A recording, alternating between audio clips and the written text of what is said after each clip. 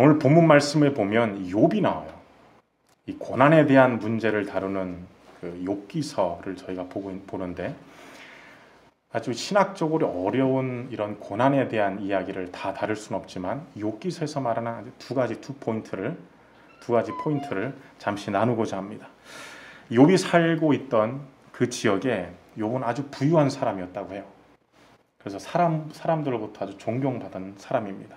1장을 보면 그가 얼마나 부유한 사람인지 나오는데 양이 7,000마리, 상상해 보십시오. 양이 7,000마리를 갖고 있습니다. 그리고 낙타가 3,000마리, 암나귀가 500마리나 되고 종도 아주 많이 있었다고 합니다. 그 지역에서 아주 으뜸가는 부자였다고 합니다. 지금 현대로 이야기하면 저기 서울 강남에 큰 빌딩을 7채를 가지고 있고 사는 데는 저기 잠실 롯데 월드몰에 70층에 있는 롯데 시그니엘, 거기에 그 서울의 저녁 노을이 다 보이고 그리고 밤에는 야경이, 서울 전체가 야경이 다 보이는 그런 집에 살고, 자녀들은 잘 되고 교회에서는 좋은 평판을 가지고 있는 직분자이고 주위 사람들로부터 평판이 좋은 사람입니다.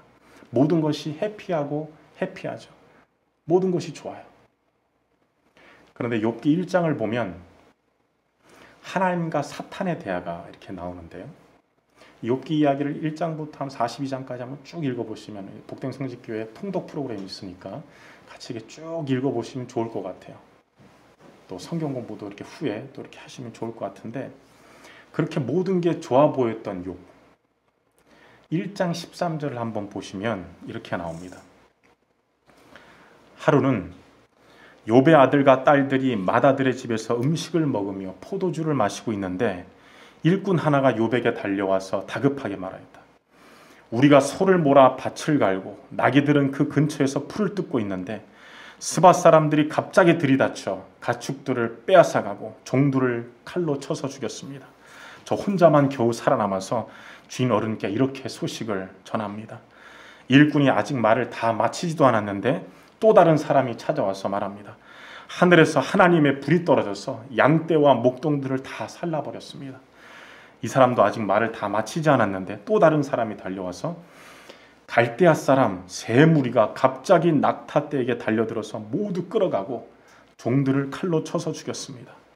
이 사람도 아직 말을 다 마치지 않았는데 또 다른 사람이 와서 말합니다.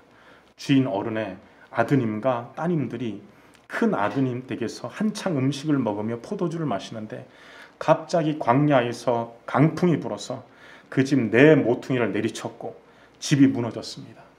그때에 젊은 사람들이 그 속에 깔려서 모두 죽었습니다. 저 혼자만 겨우 살아남았습니다. 주인 어른께 이런 소식을 전해드립니다. 욥의 재앙은 감당하기 힘든 재앙이었습니다. 한순간에 그의 모든 재산을 잃어버렸지요. 그의 자녀들도 재앙으로 죽게 됩니다. 욥의 아내 그리고 몇 명의 종 맏아들만 남고, 그리고 욥기서를 보면 온몸에 악성종기가 나서 발에서부터 이 머리까지 악성종기가 나서 옹기 조각으로 너무나 간지러워서, 얼마나 그 악성종기가 심했는지 상상이 가는데요. 옹기 조각으로 이렇게 긁었다고 해요. 우리는 이런 이야기를 심심치 않게 뉴스에서 보기도 하지요. 태풍으로 재산을 다 잃고 집에 불이 나서 모든 재산을 다 잃어버리고, 아니 여러분에게도 혹시 이렇게 욥기에서 말하는 큰 일은 아니지만 작은 이런 어려운 일들이 설상가상으로 계속 이어졌던 그런 때가 있습니까? 어떤 분들은 매일 밤, 매주 욥을 힘들게 한 것은 그것뿐이 아니었는데요. 우리 19장 14절을 보면 이렇게 나옵니다. 이 욥의 이야기를 한번 들어보십시오. 친척들도 나를 버렸으며 가까운 친구들도 나를 잊었다. 내 집에 머무르는 나그네와 내 여종들도 나를 낯선 사람으로 대하니 그들의 눈에 나는 완전히 낯선 사람이 되고 말았다.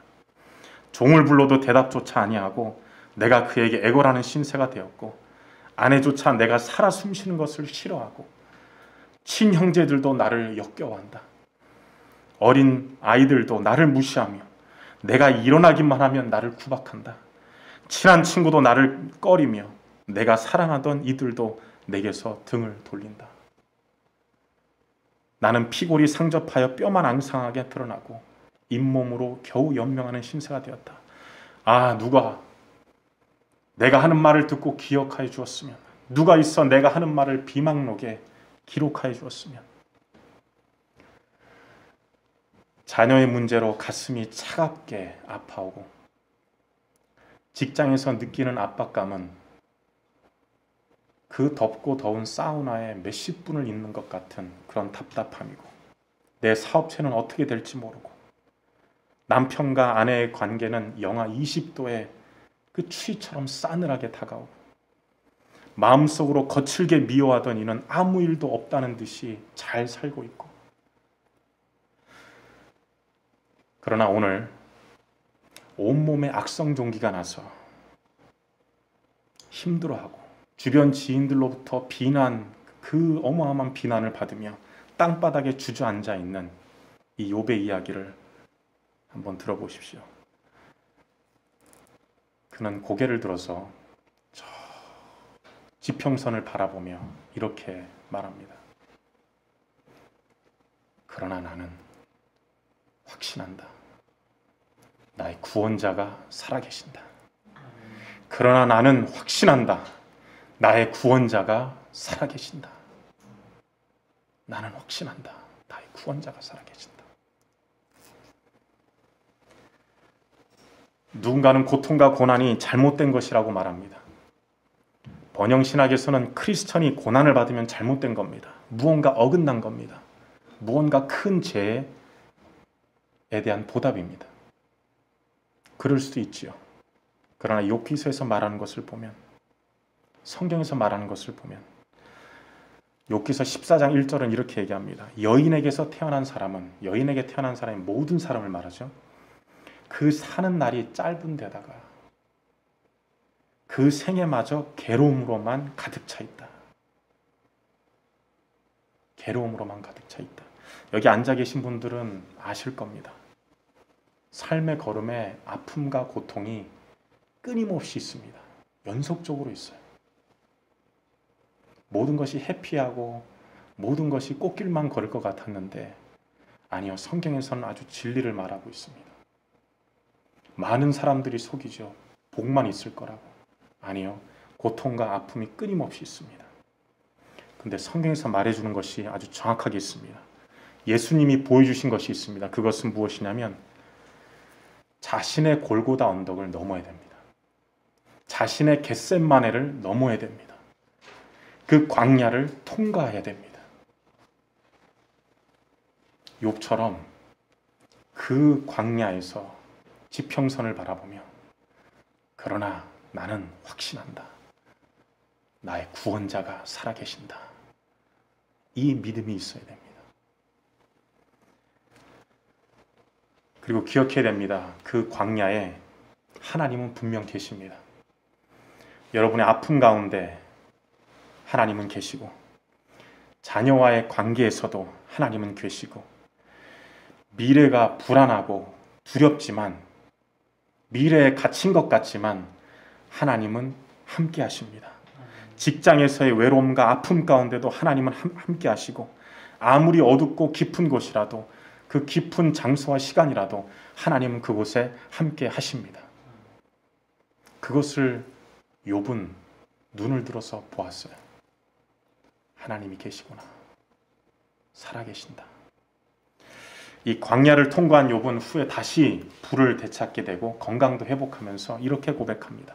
친구들의 이야기와 그리고 하나님과의 대화를 욥기서 20장부터 쭉 이어가면서 42장에 모든 부와 다시 건강을 회복하면서 이렇게 고백하는데요. 이 고백이 저희의 고백이 되었으면 좋겠습니다. 42장 2절에서 5절 말씀. 욥은 이렇게 고백합니다.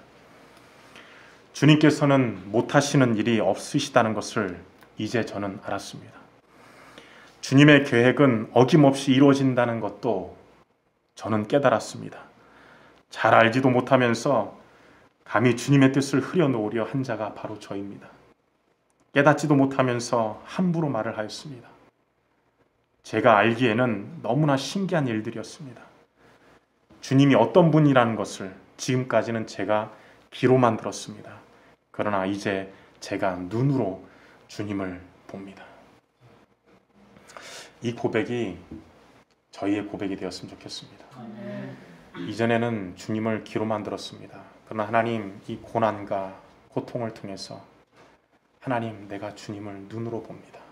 하나님이 살아계시고 지금도 역사하심을 하나님 봅니다. 이 고백이 저의 고백이 되었으면 좋겠습니다. 한 가지 또 질문이 생기는데, 그러면 지금 현재 우리가 당하는 이 고난을 어떻게 해석해야 될까? 이 광야를 어떻게 해석해야 될까? 욥기서는 어떻게 말해주고 있는가? 욥의 이 전체 이야기를 보면 알 수 있는 것이 딱 한 가지가 있는데요. 고통의 문제에 대해서 하나님은 욥기서에 정확한 이유와 대답을 하진 않습니다. 2+1은 3이다. 정확한 이런 대답은 하지 않습니다. 그러나 욥기 마지막 부분에 욥과의 대화를 통해 분명 말해주고 있는 것이 있습니다. 이 고난의 문제를 인간의 시각으로는 이해할 수 없다라는 겁니다. 하나님은 욥의 대화를 통해서 우주의 어마어마한 원리, 그리고 하나님이 창조한 창조물들을 욥에게 이야기하시면서 인간이 이해할 수 있는 그 좁은 시각이 아니라 넓은 시각으로 보라고 이야기합니다. 나의 고난과 고통을 보면, 거기에 집중하면 하나님은 공의롭지 못합니다. 하나님은 살아계시지 않는 것 같습니다. 우리는 하나님을 우리의 시각으로 축소시킵니다. 우리의 인간의 말과 생각으로 제한합니다. 저 넓고 광대한 하늘을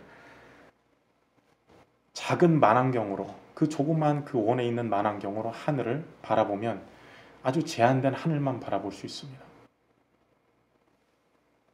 눈을 들어서, 저 지평선에 눈을 들어서 욥이 고백했던 것처럼, 그러나 나는 확신한다. 나의 구원자가 살아계신다. 좁은 시각이 아니니 온 우주를 돌보시는 그 하나님의 시각으로 바라봐야 됩니다. 이 말씀을 이렇게 좀 적용하면 좋을 것 같아요.